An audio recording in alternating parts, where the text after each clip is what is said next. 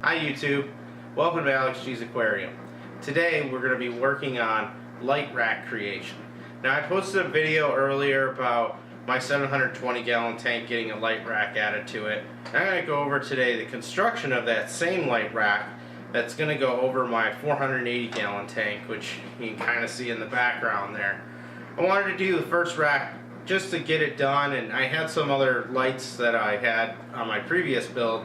I wanted to get those mounted on there and looking good. So there's quite a few different parts and tools, of course, I'm going to be using for this. I did get my T-slot aluminum, as I shared in another video at Zoro.com, and I got two 8-foot lengths per light rack, and I purchased one 6-foot length per light rack. Now I've taken the 6-foot and cut it into 2-foot sections, and I just used the hacksaw for it. This stuff's pretty easy to work with, and it basically goes together. You will have brackets here that basically just have an Allen head screw that goes into a little slotted piece of steel. The T-slot aluminum is pretty simple to assemble. Once you get the screws started, they'll just slide right in, and all you got to do is tighten them up. I'm going to be showing you guys just the basic assembly. The rack itself here is going to be pretty simple. It can hold a pretty large amount of weight. You can see just looking head on at it. It's got a square pattern. All four sides can get the T-slots. They have a number of different accessories that you could use with these. I chose just to use corner brackets to hold the four corners and then the center brace together. It can hold a pretty heavy amount of weight. I figured the light rack over my 480 gallon tank, at most it's going to probably be between 50 and 100 pounds, so I made sure that everything that I'm getting to do the hanging here is at least rated for that.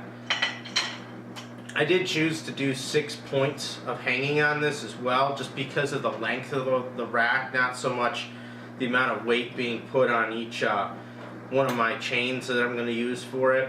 It's just that it being so long, I don't want there to be a lot of excessive weight pulling down in the center. Basically, to get this rack assembled, I'm just going to go ahead and I'll show you guys real quick here how I do the assembly of the rack itself, which is by far the easiest piece of this process. So go ahead and take a look, and then we'll get back and I'll get more into the other hardware here that I assembled together to put this whole thing together. Just a little tip when you're working with this T-slot aluminum, make sure if you're using a drill that you don't over torque it and you can get a straight angle on the bit so that you don't strip out that screw, because they're not very fun to get out if you get them stuck.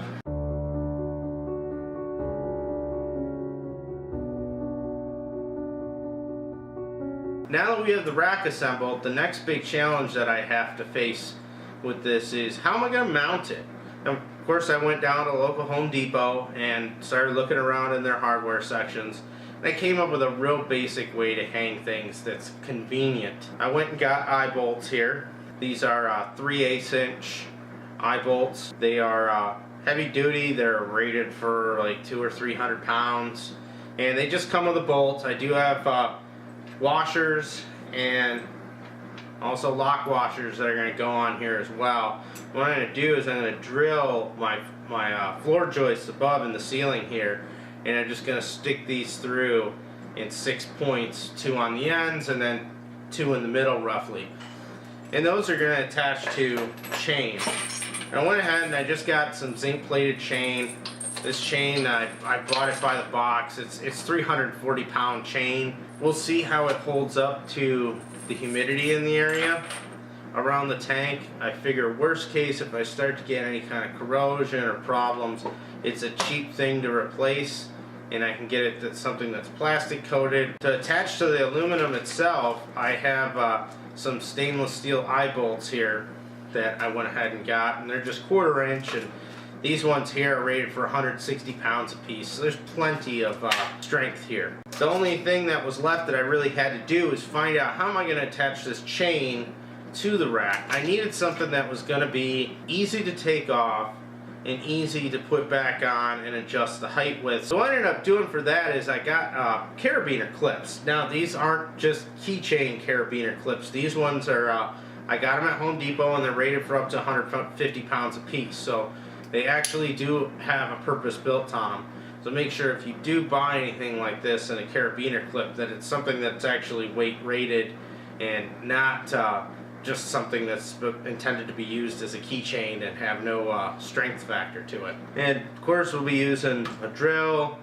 I got some driver bits, a ratchet with a socket, a couple of drill bits, a hammer of course we always want, a tape measure. I have a miniature set of bolt cutters here we're going to use for cutting the chain. Now that we have the light rack all assembled, now I'm going to put it over the top of the tank and kind of eyeball it with the joists I think are going to be right. Get the light rack aligned. So let's go ahead and I'll show you guys how I do the measuring process. It's real basic, nothing fancy here. But I'll show you how I do it, and then we'll go ahead and get these drilled in and installed, and we'll have the second light rack up, which is going to be another big step. Now that we got the light rack finished, the next step is going to be getting my eye bolts secured up onto the ceiling. I'm just going to use my level, kind of slightly figure out exactly where I'm going to be, and I'm just going to eyeball it.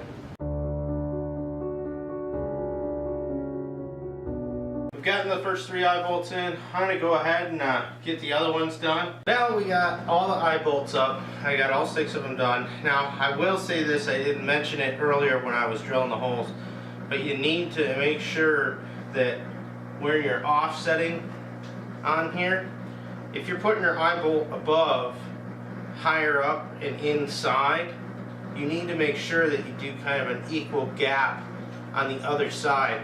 Otherwise it's going to tend to push the frame one side to another while it's hanging. You can manipulate it with chains or cables or whatever you're using to hang it, but just know if you're offset, it's going to try and balance itself. So I ended up putting them both a little bit inside because of the electrical box. I wanted it more centered on the 480 than the 720.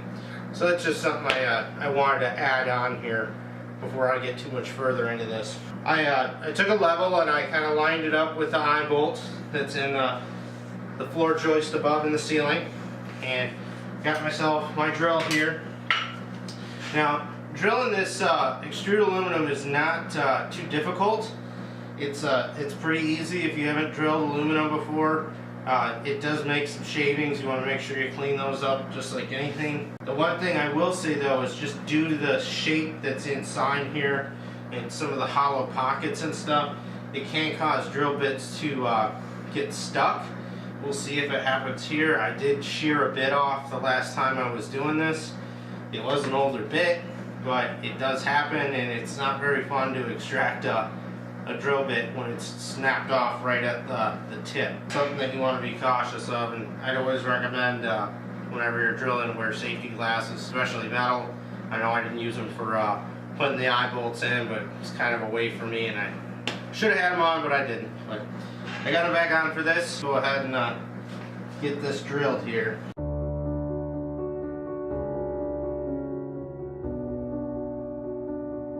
I'm going to stop it here for just a second and show you guys something that does happen with this stuff if you're not familiar with drilling aluminum or extruded aluminum. So I've gotten through the first layer, and now I'm into the center of the extrusion where there's a little tiny tube running the whole length. Now the bit's gotten stuck. So what I've been doing for that, just to take it out, because there's probably just a little burr stuck there that's preventing the drill bit. And if you're not careful looking for it, you'll snap a drill bit off like I did on my first light rack. So throw your drill in reverse and just run it real quick, and then go ahead and start up again. With the last hole drilled, just got to clean up the aluminum shavings, and then I got these small 1/4 inch stainless steel eye bolts I'm going to put through all the way around. I'm just going to secure them on temporarily for now. Go ahead and get some chains cut, and we'll get this light rack hung up. With all the holes drilled for the light frame, I've put the eye bolts in and secured them. I used a locking nut along with the nut that came with it, just kind of sandwiched it top and bottom. We'll see how that works out once we get this hung up. Depending on how I have to do height adjustments for any of the chains being off a little bit, I might have to, use one less length of chain, or I might need to kind of raise and lower these eye bolts. But the next part we need to get into is the chain. This is just handy chain I bought from Home Depot. It's at 340 pounds. This chain's really not going to get stressed very much since there's going to be 6 points holding this whole frame up. I've already just kind of free measured one of these, so it's 17 full lengths of chain and then single length that I cut. Let me try to show you guys here where I'm cutting. So on the chain itself, you're going to have a little weld mark generally. So on that weld mark, that's, if you're going to make cuts on it, is where you're going to want to do it. So I just got a pair of small bolt cutters. Used these for fishing at one time for cutting hooks. Get it cut. Now we got to open it up. I'm just going to use a couple pairs of pliers real quick here to open this up. I'll demonstrate.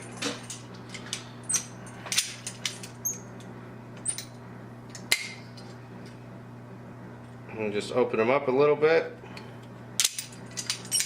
and then we can detach a link. Now we have one chain ready to go, so I can put this end on, which is going to link around the eye bolt that I have up top, and then the bottom of it is going to get this 150 pound test snap ring I got, and then this is just simply going to snap onto the light frame here, or the light rack, and then it'll hold it up.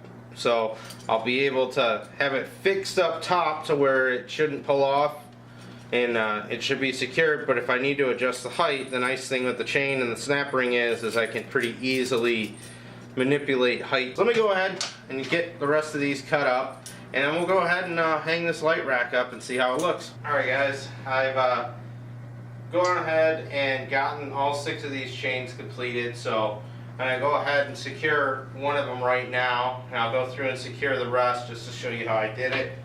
It's real simple. If you haven't worked with chain before, the open link is going to go through my eye bolt, and I am going to have a total of 5 links kind of in the loop here, 1 up top and then 2 on either side. That is going to take my locking pliers here, grab onto the chain link I cut, get it centered up, and squeeze the chain back together. And that's it. I got 5 more of these to do, and then I'll go ahead and show you guys just the light rack going up. Despite this looking like something out of a horror film, all the chains have been hung up. We're ready to get the light rack on here. There you have it. I'm definitely going to do a little bit of leveling on it. You can see a couple of chains here are a little loose, but that's okay. That's why I kind of made this the way I did, is that we can go ahead and, you know, make some adjustments here to level this thing out. We'll go ahead and get that completed, and then I'll be ready to get some lights mounted on here. Alright, light rack number 2 has been completed. And see, I just have it hung up with the eye bolt, and then the snap ring going up the chain into the eye bolt up top.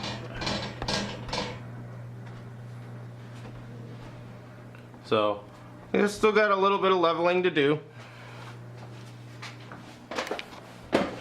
but once I get lights on here, I could get the final adjustments and balance made, and it'll be all set. Hello everybody, I hope you enjoyed my light rack DIY video. If you get any questions about the build and materials I use, please make comments. I'll try to get to them all as quickly as I can.